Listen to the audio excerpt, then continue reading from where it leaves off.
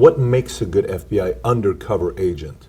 In my opinion, there's a couple of things that make some agents perform better than others. One is you have to be humble. You have to be confident without being cocky. You have to be a good listener. People miss that. When a bad guy's talking to you, young undercover agents start thinking of their next answer, and they don't listen.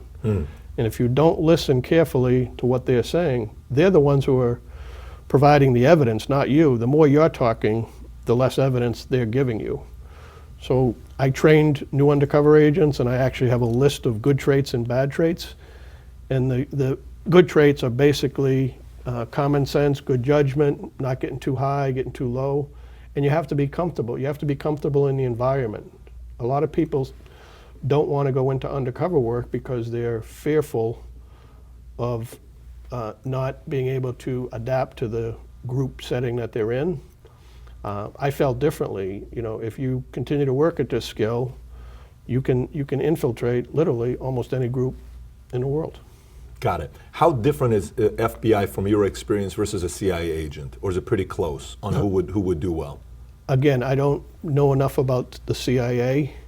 I just know that state, federal, when you meet state, federal, and local law enforcement officers who also work undercover, I can kind of pick them out of a crowd. There's a certain, it's hard to describe, but there's a certain mindset, there's a certain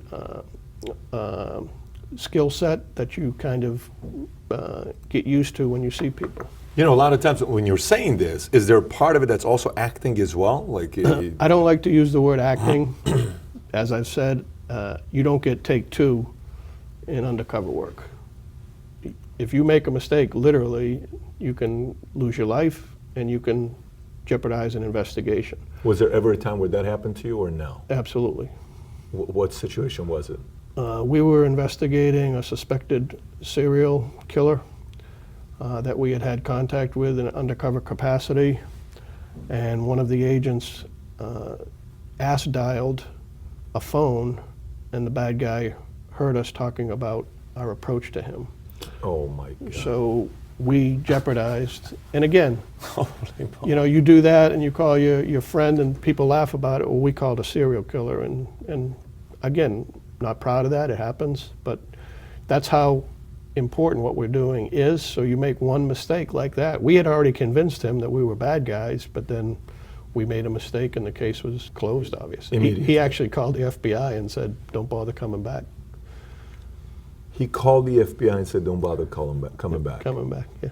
And then what happened to him later on? He's still on the street. He's still on the street. And what year was this? Was it 20 years ago? No, this was probably maybe 10 years ago. 10 years ago, and he's still on the streets. Mm-hmm. He's behind you in the grocery store. Wow, very impressive. No, it's not impressive because that's a mistake that we What I'm made. saying with him is the fact that he's still in the streets is impressive for him to still not be caught.